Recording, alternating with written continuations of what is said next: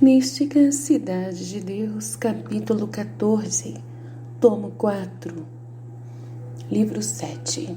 Maria Santíssima e a conversão de São Paulo, outros mistérios ocultos, por Santa Maria de Ágreda.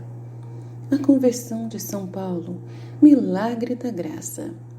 Nossa Mãe Igreja, governada pelo Espírito Santo, celebra a conversão de São Paulo como um dos maiores milagres da lei da graça e consolo dos pecadores, de perseguidor, insultador e blasfemo do nome de Cristo, como mesmo Paulo o diz, conforme 1 Timóteo 1,13.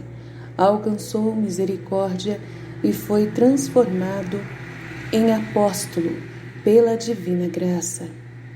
Como nossa grande rainha concorreu em grande parte por ele alcançar essa graça, não se pode deixar de referir nesta história tão rara maravilha do Onipotente para se estender melhor, para entender melhor sua grandeza. É preciso conhecer as condições de Paulo quando se chamava Saulo e era perseguidor da igreja, como também as causas que o fizeram notável e acérrimo defensor da lei de Moisés, o perseguidor da de Cristo e perseguidor da de Cristo nosso bem. Saulo no judaísmo. São Paulo distinguiu-se no judaísmo por dois princípios. Um foi o seu próprio temperamento e o outro foi a ação do demônio que dele se aproveitou. Por temperamento natural, Saulo era de coração grande, magnânimo, nobilíssimo, serviçal, ativo, eficaz e perseverante no que empreendia. Tinha muitas virtudes morais adquiridas, prezava-se de fiel seguidor da lei de Moisés, de estudioso e ilustrado nela, ainda que na realidade era ignorante, como ele o confessou a Timóteo, seu discípulo, porque sua ciência era humana e terrena. Entendia a lei, como outros muitos israelitas, só na superfície, sem espírito, e a luz divina necessária para entendê-la corretamente e penetrar seus mistérios. Como, porém, sua ignorância tinha aparência de verdadeira sabedoria e era apegado às próprias ideias, mostrava-se grande zelador das tradições dos rabinos, conforme Gálatas 1,14. Julgava coisa indigna e dissonante para ele e Moisés fosse publicada uma nova lei, inventada por um homem crucificado como criminoso, enquanto Moisés havia recebido sua lei do próprio Deus, sobre o monte em Êxodo 34. Com este julgamento, concebeu grande desgosto e desprezo por Cristo, sua lei e seus discípulos. Convencia-se deste engano com suas próprias virtudes morais, se podem ser chamadas de virtudes sem a verdadeira caridade. Por as ter, presumia que acertava quando errava, como acontece a muitos filhos de Adão, satisfeitos consigo mesmos por praticarem alguma ação virtuosa. Com esta autocomplacência, não cuidam de reformar outros vícios morais. Nesta ilusão vivia e agia Saulo, muito apegado à antiga lei mosaica, ordenada por Deus, cuja honra lhe pareceu que defendia. Não entendeu que aquela lei e suas cerimônias eram figuras, não era eterna, mas apenas temporária. Necessariamente tinha que vir outro legislador, mais poderoso e sábio que Moisés, como ele mesmo disse em Deuteronômio 18:15. O demônio serve-se de Saulo e de muitos da igreja hoje, ao indiscreto zelo de Saulo e ao seu impetuoso temperamento, associou-se a malícia de Lúcifer e seus ministros, para irritar e lhe aumentar o ódio à lei de Cristo nosso Salvador. No decurso desta história, falei muitas vezes dos malvados conluios e planos infernais que este dragão fabricava contra a Santa Igreja. Um deles era procurar com grande cuidado homens que por inclinações e costumes fossem mais apropriados para instrumentos e executores de sua maldade. Por si, e por seus demônios, Lúcifer tenta as almas, mas não pode se ostentar publicamente como chefe ou cabeça de alguma seita ou partido contra Deus. Para isto, precisa se valer de alguma pessoa humana, a quem outros sigam na mesma cegueira. Este cruel inimigo enfurecia-se de ver os felizes princípios da Santa Igreja. Temia seus progressos e ardia em desmedida inveja de que os homens de natureza inferior à sua fossem elevados à participação da divindade e glória que sua soberba tinha desmerecido. Já era, perdeu. Examinando as inclinações de Saulo, seus costumes e estado de consciência, pareceu-lhe que quadrava perfeitamente com seus planos, que ele se enquadrava, que Saulo se enquadrava perfeitamente em seus planos de destruir a Igreja de Cristo, no que seriam ajudados por outros incrédulos. Então hoje ele continua o mesmo trabalho com muitas pessoas da Igreja e fora da Igreja, maléficas sugestões do demônio. Lúcifer estudou o caso com outros demônios num conciliábulo que reuniu especialmente para Saulo. De comum acordo, saiu decretado que o próprio dragão, com outros demônios, acompanhassem Saulo sem deixá-lo um só momento sequer, fornecendo-lhe sugestões e motivos acomodados à indignação que nutria contra os apóstolos e o Papa, Muita gente na indignação que nutre contra o Papa, hoje em dia, contra os apóstolos e todo o rebanho de Cristo. Olha, gente, como o demônio trabalha, sem deixar um momento a pessoa que dá a abertura para ele. Pessoa que acha que está fazendo um trabalho bonito para a igreja, defendendo a doutrina católica, e o demônio entra na mente da pessoa. Não deixa a pessoa um só minuto. Então, o que aconteceu com Saulo está se repetindo hoje, muitas e muitas vezes.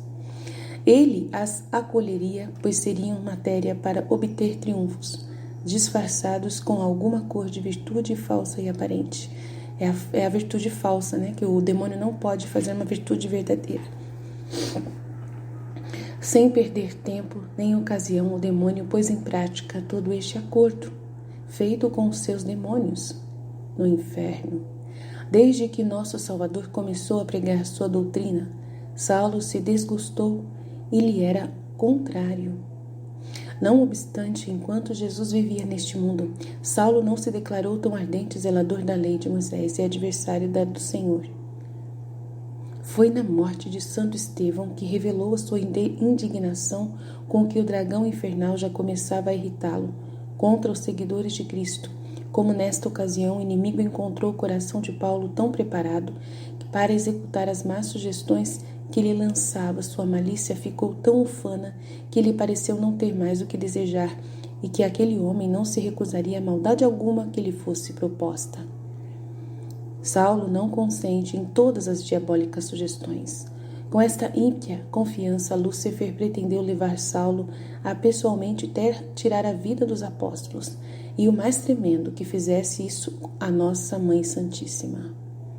A tal insânia chegou a soberba deste crudelíssimo dragão. Enganou-se, porém, porque o caráter de Saulo era mais nobre e generoso, refletindo, porém, a Saulo, indigno de sua honra e pessoa, cometer aqueles crimes como um bandido, quando com razão e dentro da justiça, como a ele parecia, podia destruir a lei de Cristo. Sentiu ainda maior horror em atentar contra a vida de sua bem-aventurada mãe, pelo decoro devido ao seu sexo. Tendo-a visto tão modesta e constante nos sofrimentos da paixão de Cristo, pareceu a Saulo que era mulher de valor e digna de veneração. Prestou-lhe esta consideração com alguma compaixão de suas penas e aflições, que todos reconheciam ter sido muito grandes. Por isto, não aceitou a desumana sugestão que o demônio lhe propôs contra Maria Santíssima. Aí está o segredo para a conversão de Saulo.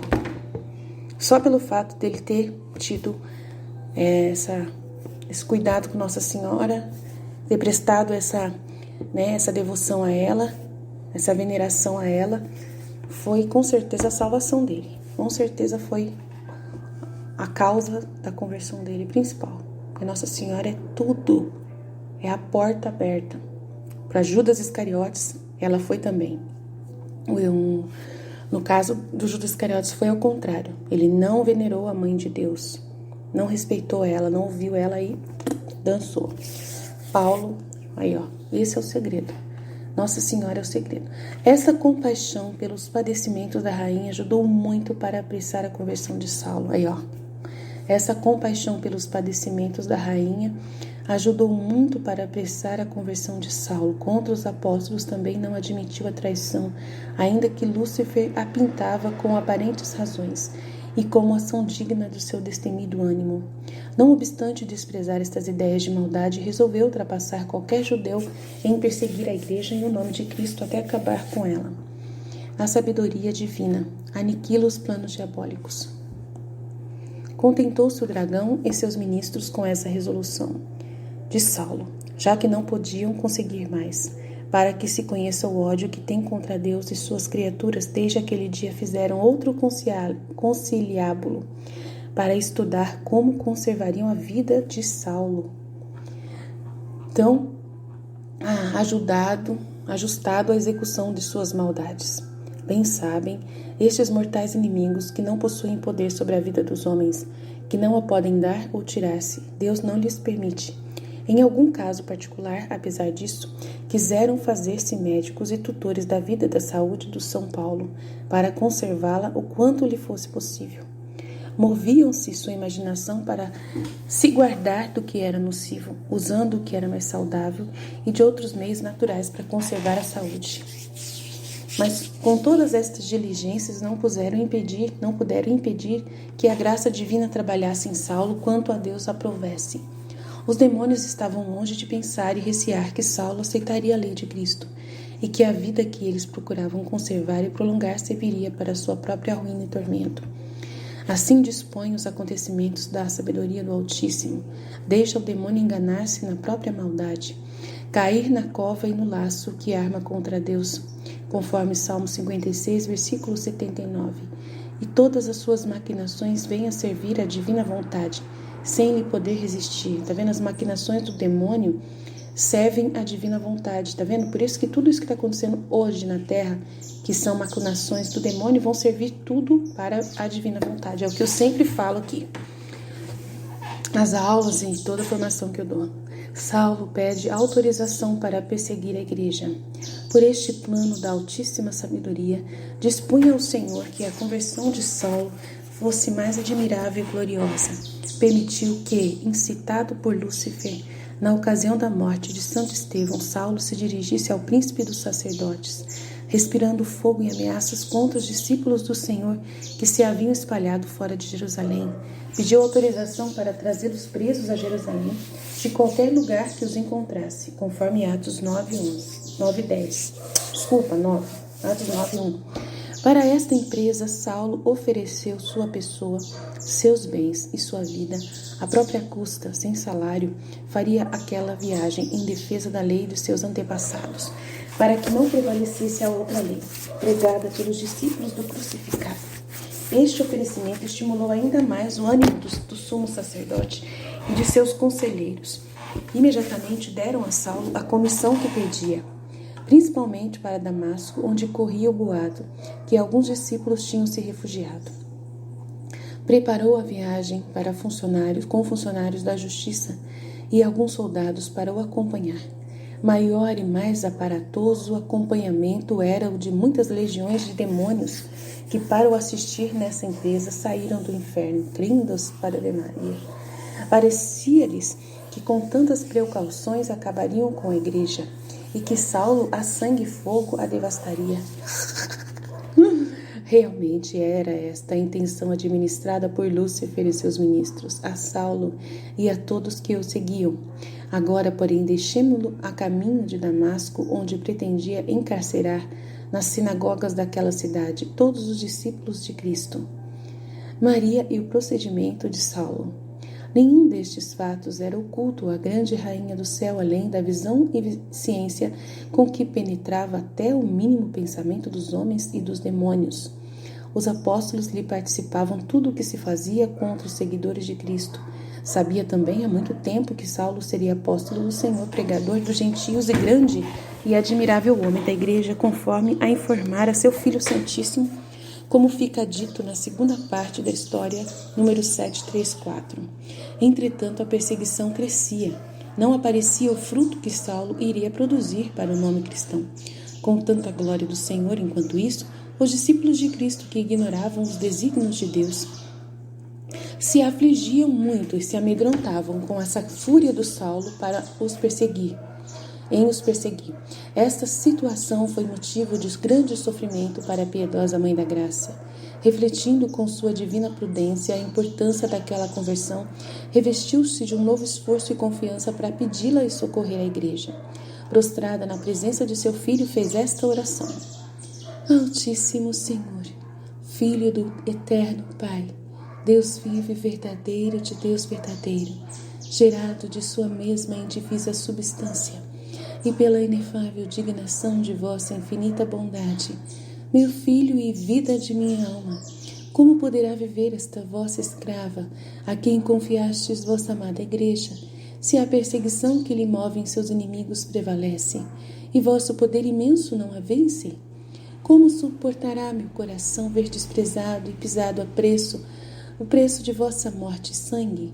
Ó meu Senhor, se me dais por filhos os que gerais em vossa igreja, e eu os amo e olho com amor de mãe, como poderei me consolar de os ver oprimidos e aniquilados, porque confessam vosso santo nome e vos amam com sincero coração? Vosso é o poder e a sabedoria. Não é justo que se glorie contra vós o dragão infernal, inimigo de vossa glória, caluniador de meus filhos e vossos irmãos. Confundi, meu filho, a antiga soberba desta serpente, que orgulhosa se levanta novamente contra vós, derramando seu ódio contra as singelas ovelhinhas de vossa grei. Vede como tem enganado Saulo, a quem escolheste para vosso apóstolo. Já é tempo, Deus meu, de agir-te com a vossa onipotência e converter-te aquela alma em quem tanta glória há de resultar ao vosso santo nome e tantos bens para todo o universo. Jesus vem ouvir sua mãe. Perseverou Maria nesta oração por longo tempo, oferecendo-se a padecer e morrer se fosse necessário, pelo socorro da Santa Igreja e pela conversão de Saulo. Com a sabedoria infinita do seu Filho Santíssimo, tinha determinado operar este prodígio por meio das súplicas de sua Mãe Amantíssima. Desceu do céu em pessoa e lhe apareceu no cenáculo, onde ela orava em seu retiro. Falou-lhe Jesus com amor e carinho de filho, como costumava, e lhe disse: minha amiga e minha mãe, em quem achei a complacência e agrado de minha perfeita vontade. Qual é o vosso pedido? Dizei-me o que desejais. Prostrou-se de novo em terra a humilde rainha, de acordo com seu hábito na presença de seu Filho Santíssimo. Adorou-o como verdadeiro Deus e disse: Senhor meu Altíssimo, de muito longe conheceis os pensamentos e o coração das criaturas, e meus desejos estão diante de vossos olhos. Minha súplica é de quem conhece a vossa infinita caridade pelos homens e quem é Mãe da Igreja, advogada dos pecadores e vossa escrava. Se tudo recebi de vosso imenso amor, sem merecê-lo, não posso recear que desprezareis meus desejos por vossa glória. Peço, meu filho, que olheis a aflição de vossa igreja, e como Pai amoroso apreceis o socorro de vossos filhos, gerados pelo vosso preciosíssimo sangue. Maria suplica a conversão de Paulo. Desejava o Senhor ouvir a voz e os amorosos clamores de sua amantíssima esposa e mãe, deixando-se rogar mais nesta ocasião, como se estivesse regateando o que desejava conceder, pois a tais méritos e caridade nada devia recusar. Com este artifício de amor divino, trocaram-se alguns diálogos entre Cristo nosso bem e sua Mãe Docíssima, pedindo-lhe ela remediasse aquela perseguição e convertesse Saulo. Nesta conferência, disse-lhe Jesus: minha mãe, como satisfazer minha justiça? Para minha misericórdia se inclinar e usar de clemência com Saulo, quando ele se encontra no ápice da incredulidade e malícia, merecendo minha justa indignação e castigo, servindo de boamente aos meus inimigos, para destruir minha igreja e riscar meu nome do mundo? A esta argumentação tão concludente em termos de justiça não faltou a mãe da sabedoria e da misericórdia solução e resposta. E ela replicou: Senhor e Deus eterno, filho meu, para eleger Paulo por vosso apóstolo e vaso de eleição na aceitação de vossa mente divina e para gravá-lo em vossa memória eterna, suas culpas não foram impedimento, e estas águas não extinguirão o fogo de vosso amor divino. Como vós mesmos me revelastes, maior poder e eficácia tiveram vossos infinitos merecimentos, em cuja virtude estabeleceste vossa amada igreja. Não peço o que vós mesmo não determinaste. Sinto, porém, filho meu, que aquela alma vai caminhando para maiores precipícios e para a perdição sua e de outras, e que se retarde a glória de vosso nome, a alegria dos anjos e santos, o consolo dos justos, a confiança que se despertará nos pecadores e a confusão de vossos inimigos. Não desprezeis, pois, meu filho e senhor, os rogos de sua mãe. Realizem-se vossos desígnios decretos, e eu veja engrandecido vosso nome. Já é tempo e ocasião oportuna, e o meu coração não pode sofrer que se retarde tanto bem para a igreja. Jesus atende a súplica de Maria. Aleluia, graças a Deus. Nesta ocasião inflamou-se a chama da caridade no castíssimo peito da grande Rainha e Senhora. Sem dúvida, teria consumido sua vida natural se o Senhor, com milagrosa intervenção, não a conservasse. Mas, para se obrigar mais a atender tão excessivo amor em pura criatura, permitiu que, nesta ocasião, a bem-aventurada mãe chegasse a sofrer alguma dor sensível e certo desfalecimento corpóreo. Nossa, ela sofreu por causa de Saulo. Ó, Saulo, você é poderoso, hein? Seu filho, que a nosso modo de entender não pôde mais resistir à força de tal amor e ferir seu coração, a consolou, reanimou e cedeu aos seus rogos. Minha mãe, disse-lhe, eleita entre todas as criaturas, minha mãe, faça-se vossa vontade sem demora. Farei com Saulo o que pedis, e o porei em condições de prontamente se tornar defensor da minha igreja que persegue. Fazendo-se pregador de minha glória e de meu nome, vou reduzi-lo à minha amizade e graça. A aparição de Cristo a Saulo. Aleluia. Cristo desapareceu então, continuando sua Mãe Santíssima em oração, com visão muito clara do que ia acontecendo. Dentro de alguns momentos, o Senhor apareceu a Saulo perto da cidade de Damasco, para onde se dirigia apressado, adiantando-se mais na indignação contra Jesus do que propriamente no caminho. O Senhor apareceu-lhe com imensa glória, numa nuvem de admirável resplendor. Saulo foi interior e exteriormente invadido por aquela divina luz, que venceu o coração e seus sentidos, conforme Atos 9:4. Ai, vou chorar. Sem poder resistir a tanta força, caiu do cavalo e ouviu uma voz do alto que lhe dizia: Saulo, Saulo, por que me persegues? Respondeu apavorado: Quem és tu, Senhor? Replicou a voz: Sou Jesus a quem persegues. Dura coisa é para ti resistir ao aguilhão do meu poder. Com maior tremor e temor, retrucou Saulo: Senhor, que me ordenas? O que queres fazer de mim? Os que estavam presentes, acompanhantes de Saulo, ouviram estas perguntas e respostas, mas não viram a Cristo nosso Salvador. Viram, porém, a luz que envolvia Saulo, ficando todos espavoridos, cheios de grande temor e espanto por sucesso tão inesperado. E assim estiveram algum tempo atônitos.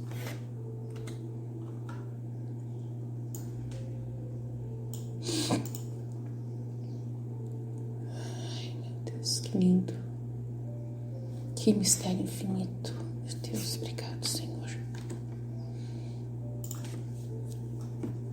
Conversão de Saulo e vitória de Deus. Esta maravilha nunca vista no mundo foi mais extraordinária espiritualmente do que em seus efeitos sensíveis. Corporalmente, Saulo ficou prostrado, cego, e de tal modo alquebrado, que se o poder divino não o sustentasse, teria morrido logo. Interiormente, porém, mudou-se em outro homem mais radicalmente do que quando passou do nada para a existência.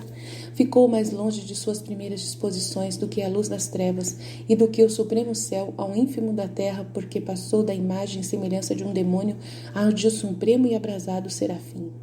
Foi desígnio de sabedoria e onipotência com esta milagrosa conversão triunfar de Lúcifer e seus demônios. Foi divina vontade que, em virtude da paixão e morte de Cristo, o dragão, com sua malícia, ficasse vencido por meio da natureza humana, contrapondo no homem os efeitos da graça e redenção aos do pecado de Lúcifer e seus efeitos. Aleluia! Assim como em poucos momentos, por sua soberba, Lúcifer passou de anjo a demônio, também a virtude de Cristo, pela graça, fez Saulo passar-se de demônio a anjo. Em uma natureza angélica, desceu a suma fealdade. Da natureza angélica, demônio, o Lúcifer, desceu a mais suma fealdade. E na natureza humana, a maior fealdade subiu à perfeição da beleza, a perfeita beleza. Das supremas alturas do céu, Lúcifer desceu ao profundo da terra, inimigo de Deus. E um homem subiu na terra ao supremo céu, amigo de Deus. Que legal isso, né? Acabou com Lúcifer, ó. Trucidou Lúcifer na hora. O orgulho de Lúcifer, ó. Perdeu. Tanso. Onde abundou o pecado, superabundou a graça. Essa vitória não seria tão magnífica se o vencedor não desse ao homem mais de quanto Lúcifer perdera. Por isto quis o Onipotente acrescentar esta grandeza ao triunfo que em Saulo obtinha sobre o demônio. Lúcifer, ainda que caiu de uma graça muito superior, não perdeu a visão beatífica, pois nunca tivera, porque não mereceu nem se dispôs a merecê-la, pelo contrário, a desmereceu. Paulo, entretanto, no momento que se dispôs para ser justificado e recebeu a graça, foi-lhe comunicada também a glória e viu claramente a divindade, ainda que de passagem. Ó insuperável virtude do poder divino, ó eficácia infinita dos méritos da vida e morte de Cristo. Justo e razoável era certamente que, se a malícia do pecado num instante mudou o anjo em demônio, fosse mais forte a graça de nosso Redentor, e esta superabundou o pecado, conforme Romanos 5:20, levantando dele um homem e colocando-o não só em tanta graça, mas ainda em tanta glória. Eu também sou fruto dessa verdade. Eu também sou fruto de uma conversão poderosa. Este prodígio foi maior do que ter criado os céus e a terra com todas as suas criaturas, maior que dar vista a cegos, saúde a enfermos e ressuscitar mortos. Nós, pecadores, felicitemo-nos pela esperança com esta maravilhosa justificação nos desperta, pois temos por Redentor Pai e Irmão, e mesmo o Senhor que justificou Paulo. Não é menos santo nem menos poderoso para nós do que foi para ele, é claro, com certeza, poderosíssimo. Para mim, para todos os que quiserem converter hoje para Jesus. Revelações recebidas por Paulo.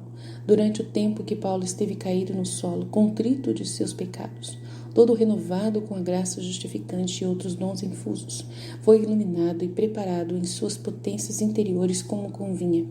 Assim preparado, foi elevado ao céu empíreo, que ele dominou o terceiro céu, confessando também não saber se este rápido foi no corpo ou só em espírito. Ali viu intuitivamente, claramente, a divindade, com extraordinária visão, ainda que de passagem, conforme ele narra em 2 Coríntios 12:2. Além do ser de Deus e seus atributos de infinita perfeição, conheceu o mistério da encarnação, redenção humana, todas da lei da graça e estado da igreja, conheceu o incomparável benefício de sua justificação, a oração que Santo Estevão fez por ele e muito mais a que Maria Santíssima fizera. Compreendeu que, por ela, esse favor lhe foi antecipado e, em virtude de seus merecimentos, depois do de Cristo, fora-lhe preparado na aceitação divina. Ele devia ter falado disso então, né? Faltou isso, né, nas cartas dele. Por que ele não fala bem dela? Atrapalhou tudo, né? Mas a gente vai entender isso, vamos ver. Desde esse momento ficou agradecido e com íntimo afeto de veneração e devoção à grande rainha do céu, cuja dignidade lhe foi revelada. Então ele tinha que ter falado de Nossa Senhora nas cartas dele pelo menos uma vez para ajudar a gente, né? Por que não falou, meu Deus do céu? É o Senhor que sabe, com a sua infinita sabedoria, né? É o Senhor que sabe, né, Senhor? Sempre a reconheceu por sua restauradora. Conheceu também o ofício de apóstolo para o qual era chamado e o que nele teria que trabalhar e sofrer até a morte. Com estes mistérios lhe foram revelados outros muitos arcanos que ele mesmo confirmou e não lhe era permitido manifestar. Então não era permitido manifestar. Então, tá? 2 Coríntios 12:4. Não obstante, para tudo quanto compreendeu ser da vontade divina, ofereceu-se para cumprir, sacrificando-se totalmente para executá-la como depois o fez. A Beatíssima Trindade aceitou o sacrifício e a oferta de seus lábios, e em presença de todos os cortesãos do céu, constituiu-o pregador e doutor das gentes, vaso de eleição para levar pelo mundo o santo nome do Santíssimo Altíssimo. Contrição de Saulo. Este foi um grande gozo e alegria acidental para os bem-aventurados, que fizeram lá no céu novos cânticos de louvor, exaltando o poder divino em tão rara e nova maravilha. Se a conversão de qualquer pecador lhes traz alegria, conforme Lucas 15, 7, que seria a que assim manifestava a grandeza da misericórdia do Senhor e revertia em tantos benefícios dos mortais a glória da Santa Igreja? Saulo voltou do rapto transformado em São Paulo. Levantou-se do solo, mas parecia estar cego, sem poder ver a luz do sol. Levaram-no a Damasco, na casa do seu conhecido, onde, com admiração de todos, permaneceu 3 dias sem comer e beber, mas em altíssima oração.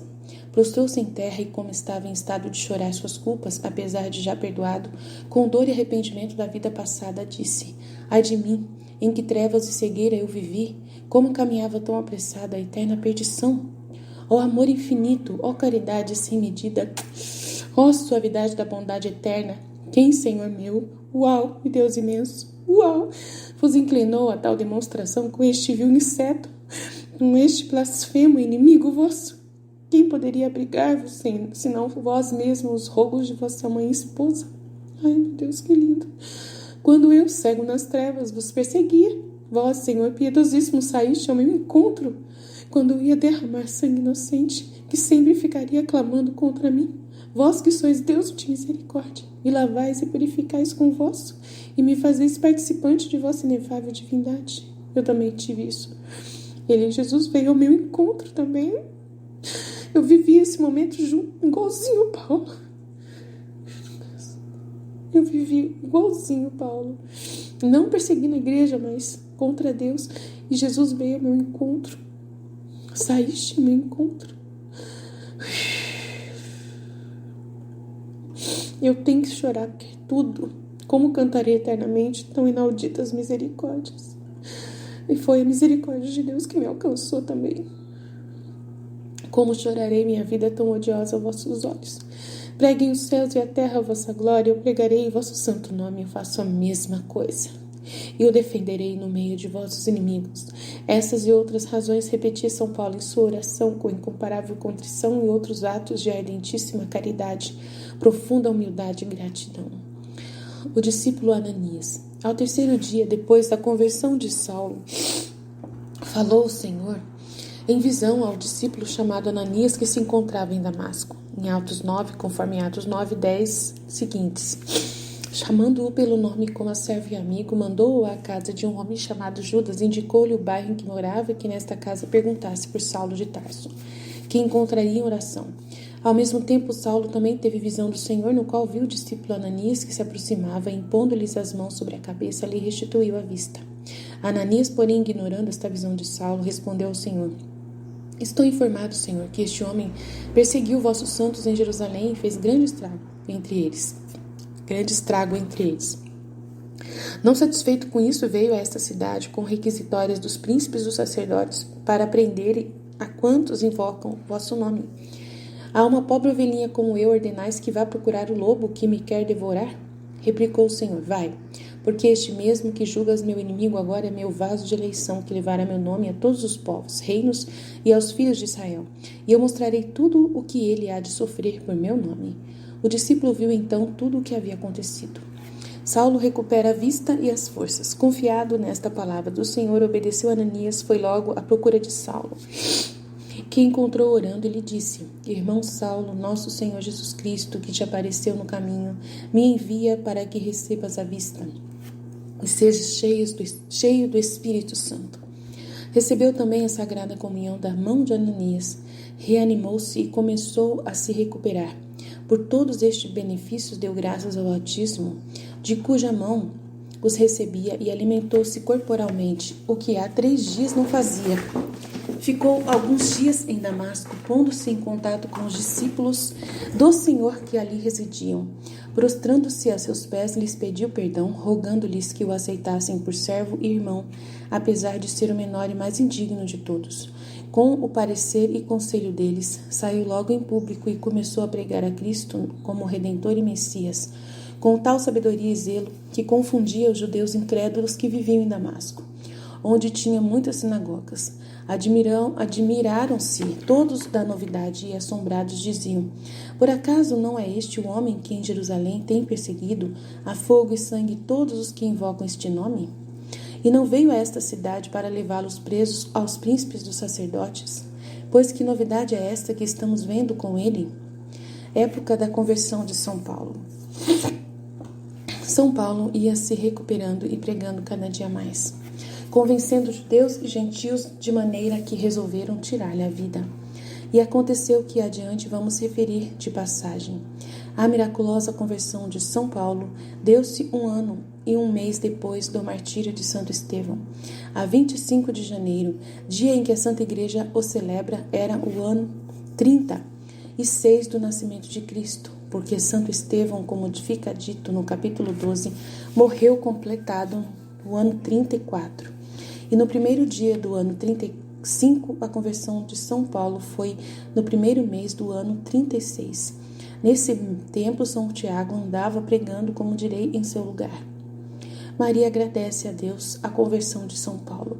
Voltemos à nossa grande Rainha e Senhora dos Anjos, que com a ciência e visão de que muitas vezes falei, conheceu tudo o que se passou com Saulo, seu primeiro infeliz estado, sua fúria contra o nome de Cristo, sua queda no caminho e a causa dela, sua mudança, conversão e principalmente a singular favor de ter sido levado ao céu empíreo, onde viu claramente a divindade e tudo mais que em Damasco acontecia.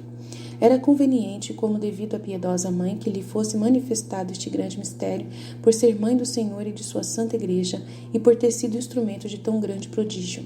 Além disso, só ela foi capaz de apreciá-lo dignamente, mais do que o próprio São Paulo, e do que todo o corpo místico da igreja. Não seria justo que um favor tão singular e obra tão prodigiosa do Onipotente ficasse sem o agradecimento que lhe deviam os mortais. É sempre a Nossa Senhora, né? Sempre ela, né? Isto realizou com plenitude Maria Santíssima, na divina vontade, né? É só ela que consegue fazer as coisas na divina vontade. Foi a primeira a celebrar a solenidade deste milagre com reconhecimento correspondente ao que todo gênero humano teria podido oferecer. Com certeza. A grande mãe convidou todos os seus anjos com outros inumeráveis que vieram do céu e à sua presença, com estes coros de espíritos celestes, fez um cântico de louvor a Deus para a glória e exaltação do poder, sabedoria e liberal misericórdia que havia manifestado com São Paulo. Fez outro cântico aos méritos de seu Filho Santíssimo, em cuja virtude se havia operado aquela conversão. Cheia de prodígios e maravilhas, este agradecimento e fidelidade de Maria Santíssima agradou ao Altíssimo e o deixou, a nosso modo de entender, como pago pelo que havia concedido a São Paulo em benefício de sua igreja. São Paulo pensa em Maria Santíssima. Não deixemos passar em silêncio as apreensivas cogitações do novo apóstolo sobre a piedosa mãe. Se teria lugar em sua afeição e que dele teria pensado, quando era inimigo e perseguidor de seu Filho Santíssimo e de seus discípulos, tensionando aniquilar a igreja. Estes pensamentos de São Paulo não procediam tanto de ignorar o que desejava saber, como da humildade e veneração com que considerava a mãe de Jesus. Por então, não sabia que a grande Senhora estava a par de tudo o que lhe acontecia. Depois que a conheceu em Deus, como medianeira de sua conversão, compreendeu também sua maternal piedade. Não obstante a fealdade de sua vida passada, o retraía, humilhava e lhe suscitava receio de ser indigno da graça de tal mãe, cujo filho perseguira tão cega e violentamente.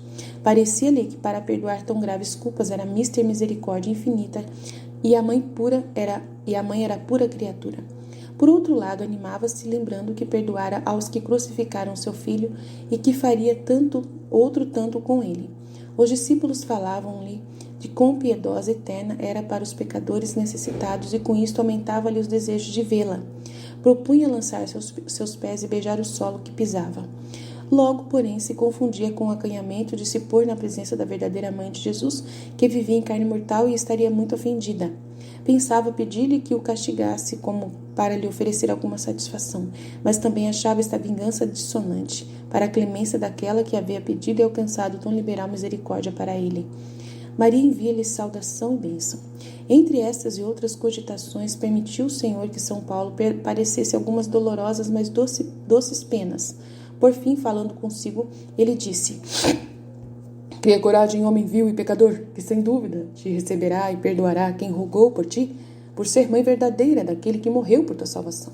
Ela procederá como mãe de tal filho, pois ambos são misericórdia e clemência e não desprezam um coração contrito e humilhado. Muito bom. Não eram ocultos à Divina Mãe os pensamentos e os temores, da vontade humana do coração de Paulo, pois tudo conhecia com sua altíssima ciência. Sabia também que tão breve o novo apóstolo não poderia vivê-la pessoalmente com maternal afeto e compaixão, não quis que se adiasse tanto o consolo que São Paulo precisava e desejava. Para enviá-lo de Jerusalém, onde se encontrava, a Senhora chamou um de seus santos anjos e lhe disse: Espírito Celeste e ministro do meu Filho e Senhor, compadeço-me da dor e apreensão que São Paulo sofre em seu humilde coração. Suplico-vos, meu anjo, ide logo a Damasco e consolai-o em seus temores.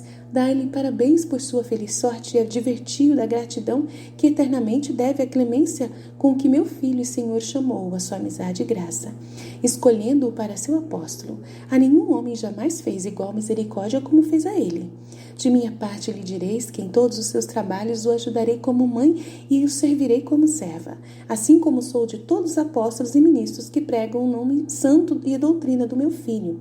Em meu nome dar-lhe-eis a bênção e dizei-lhe que a envio em nome daquele que se dignou encarnar-se em minhas entranhas e alimentar-se com o meu leite. Embaixada do anjo e resposta de São Paulo. O santo anjo cumpriu prontamente a embaixada de sua rainha, chegando prontamente à presença de São Paulo, que continuava em oração, pois isso aconteceu no dia seguinte ao do seu batismo, o 4º dia de sua conversão. Apareceu-lhe o anjo, em forma humana visível, com admirável luz e formosura, e lhe referiu tudo o que Maria Santíssima lhe ordenou. Ouviu São Paulo a mensagem com incomparável humildade, reverência e alegria de seu espírito, e respondeu ao anjo: Ministro soberano do onipotente e eterno Deus, eu vilíssimo entre os homens, o suplico, Espírito amabilíssimo e divino, que assim como conheceis minha dívida e dignação da infinita misericórdia que em mim manifestou suas riquezas, dai-lhe graças e dignos louvores, porque sem eu merecer, me assinalou com o caráter e luz divina de seus filhos. Quando eu cada vez mais me afastava de sua bondade imensa, ele me seguiu, quando fugia, saiu ao meu encontro. Quando cegamente me entregava à morte, deu-me a vida. E quando o perseguia como inimigo, elevou-me a sua graça e amizade, pagando as maiores injúrias com os maiores benefícios. Ninguém se fez tão odioso quanto eu, e ninguém foi tão liberalmente perdoado e favorecido, conforme 1 Timóteo 1,13. Tirou-me da boca do leão para me tornar uma das ovelhas de seu rebanho. De tudo vós sois testemunha, ajudai-me, portanto, a ser eternamente agradecido. A Mãe de Misericórdia, minha Senhora, rogo-vos dizer-lhe que este seu indigno escravo está prostrado aos seus pés, adorando a terra que pisa, e de coração contrito lhe suplico, perdoe quem foi tão ousado em pretender destruir o nome e a honra de seu Filho, verdadeiro Deus. Que esqueça a minha ofensa e proceda com este pecador blasfemo como mãe, que sempre virgem concebeu, deu à luz e alimentou o mesmo Senhor que a criou. E para isso a escolheu entre as criaturas. Eu mereço o castigo e vingança de tantos erros, estou pronto para aceitá-lo, que eu sinta, porém, a clemência de seu piedoso olhar e não me expulse de sua graça e proteção. Receba-me por filho da igreja que tanto ama, para seu crescimento e defesa. Sacrifico meus desejos e meu sangue e em tudo obedecerei à vontade daquela que reconheço por minha salvação e Mãe da Graça. Alegria da Virgem Mãe. Voltou o santo anjo com esta resposta à presença de Maria Santíssima, e ainda que sua sabedoria não a ignorava, o celeste embaixador lhe a transmitiu. Ouviu-a com especial júbilo e de novo deu graças e louvores ao Altíssimo pelas obras de sua divina destra a favor de São Paulo, e pelo benefício que delas resultava toda a igreja e seus filhos. Da confusão e derrota que sofreram os demônios, da maravilhosa conversão de São Paulo e de outros muitos segredos que me foram manifestados sobre a malícia deste dragão, falarei o que for possível no capítulo seguinte. Doutrina que me deu a Rainha dos Anjos Maria Santíssima, acolher a graça e cooperar com ela. Minha filha, nenhum dos fiéis deve ignorar que o Altíssimo teria podido converter São Paulo e justificá-lo, sem operar tantas maravilhas como seu poder infinito realizou nesse fato milagroso. Realizou-as, porém, para provar aos homens quão propensa é sua bondade para perdoá-los e levantá-los à sua amizade e graça. Quis também instruí-los de como devem cooperar e responder aos seus chamados, a exemplo deste grande apóstolo. A muitos, o Senhor desperta e convida com a força de suas inspirações e auxílios, e muitos dão resposta, se justificam e recebem os sacramentos da Santa Igreja. Contudo, nem todos perseveram, e menor número não progride e caminha para a perfeição como deveria. E outros poucos que conseguem, porque, começando pelo Espírito, vão deslizando e acabam na carne. O motivo de não perseverarem na graça e logo recaírem suas culpas é não terem dito em sua conversão mesmo que São Paulo: Senhor, que quereis de mim que eu faça por vós? Atos 9, 6. Se alguns o pronunciam com os lábios, não é de todo o coração. Neles sempre reservam algum amor de si próprios pela honra, pelo dinheiro, pelo prazer e deleite da ocasião do pecado em que logo tornam a tropeçar e cair. São Paulo, modelo de verdadeira conversão. O apóstolo São Paulo, porém, foi um vivo e verdadeiro modelo de convertido à luz da graça. Não só porque passou do extremo das culpas ao de admirável graça e favores, senão também porque cooperou com sua vontade a esta vocação. Abandonou totalmente seu mau estado e sua própria vontade, entregando-se completamente à disposição da vontade divina. Esta renúncia de si e submissão ao querer de Deus estão contidas naquelas palavras: Senhor, que quereis que eu faça? Então é muito importante perguntar para o Senhor o que Ele quer que você faça. Nisto consistia todo o seu remédio, o quanto dependia dele. Tendo-as dito de todo o coração, contrito e humilhado, despojou-se inteiramente da própria vontade. Muito importante. Entregou-a à do Senhor, determinando não ter potências e sentidos, daí em diante para servirem aos perigos da vida natural e sensível em que havia errado. Entregou-se à obediência do Altíssimo para executá-la sem réplica ou delongas, por qualquer meio ou caminho que a conhecesse. E assim cumpriu logo o mandato do Senhor, entrando na cidade, obedecendo ao discípulo Ananias em tudo quanto lhe ordenou. O Altíssimo, que perscruta o fundo do coração humano, conforme Jeremias 17:10, conheceu a sinceridade com que Paulo correspondia à sua vocação e como se entregava incondicionalmente à vontade e disposição divina. Por isto, não só o recebeu com tanto agrado, como nele multiplicou tantas graças, dons e favores milagrosos. Paulo não os teria merecido e nem recebido se não estivesse tão resignado ao querer do Senhor, e nisto consistiu sua disposição para os receber. Docilidade a Deus. De acordo com estas verdades, quero, minha filha, que procedas com toda a plenitude, que muitas vezes te exortei e mandarei. Renuncia e afasta-te de todas as criaturas, e esquece o que é visível, material, aparente e falso. Repete muitas vezes, mais com o coração do que com os lábios: Senhor, que quereis que eu faça? Porque se quiserdes fazer ou consentir em alguma ação ou movimento de tua própria vontade humana, não será verdade que desejas, somente em tudo a vontade só do Senhor. O instrumento não tem outro movimento nem ação, fora daquele que lhe imprime a mão do artífice. Se o tivesse por si mesmo, poderia resistir e contrariar a vontade de quem o maneja. O mesmo acontece entre Deus e a alma. Se ela tem algum querer, sem aguardar que Deus a movimente, contraria o beneplácito do Senhor, como ele respeita a liberdade que lhe deu, deixa-a errar, já que ela quer assim, e não espera a moção do seu artífice. Obediência aos representantes de Deus. Na vida mortal, não convém que os atos das criaturas sejam milagrosamente controlados pelo poder divino, e para que os homens não aleguem ignorância, Deus gravou-lhes no coração sua lei e em seguida a deixou em sua santa igreja. Por ela chegarão ao conhecimento da vontade divina, para a cumprir e por ela se governar.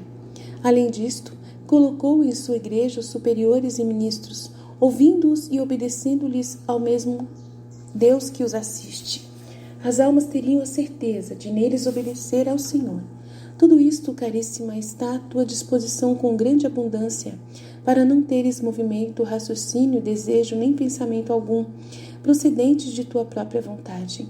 Assim, nada faças fora da vontade e obediência de quem se encarrega de tua alma. A ele o Senhor te envia, como enviou São Paulo, a seu discípulo Ananias. Tua obrigação é ainda maior, porque além de tudo isso o Altíssimo te olhou com especial amor e graça. Quer que sejas em sua mão instrumento para mover, assistir e governar por si mesmo, por mim e pelos santos anjos. Ele tudo faz com fidelidade, atenção e continuidade, como tu sabes. Verdade, gente, verdade. Comigo é assim também. Considera, pois, como é razoável que morras a todo o teu querer. Obrigado, mãe, por todos esses conselhos. Em ti só permaneça o querer de Deus, para só Ele ser a alma e a vida de todos os teus movimentos e operações.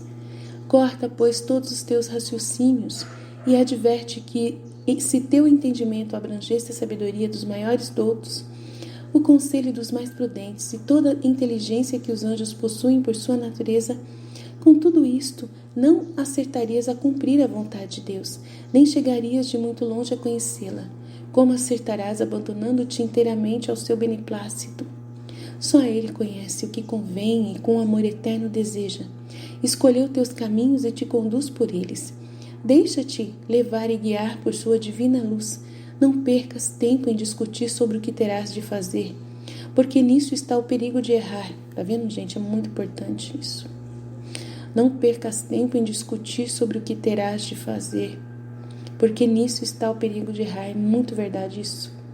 A gente não pode se abandonar aos nossos pensamentos nem por um instante, mas nem por um instante. Enquanto em meu ensino está toda a tua segurança e acerto, grava-o em teu coração e põe em prática para mereceres a minha intercessão que te conduzirá ao Altíssimo. Amém, Fiat. Amém, Fiat. Obrigado, Senhor Jesus. Obrigado, Mãe Santíssima, por essa palavra maravilhosa. Ave Maria, cheia de graça, o Senhor é convosco. Bendita sois vós entre as mulheres. Bendito é o fruto do vosso ventre, Jesus. Santa Maria, Mãe de Deus, rogai por nós, pecadores, agora e na hora de nossa morte. Amém. Ave Maria, cheia de graça, o Senhor é convosco. Bendita sois vós entre as mulheres. Bendito é o fruto do vosso ventre, Jesus. Santa Maria, Mãe de Deus, rogai por nós, pecadores, agora e na hora de nossa morte. Amém. Ave Maria, cheia de graça, o Senhor é convosco. Bendita sois vós entre as mulheres. Bendito é o fruto do vosso ventre, Jesus. Santa Maria, Mãe de Deus, rogai por nós, pecadores, agora e na hora de nossa morte. Amém. Glórias ao Pai, ao Filho e ao Espírito Santo, como era no princípio, agora e sempre. Amém. Fiat.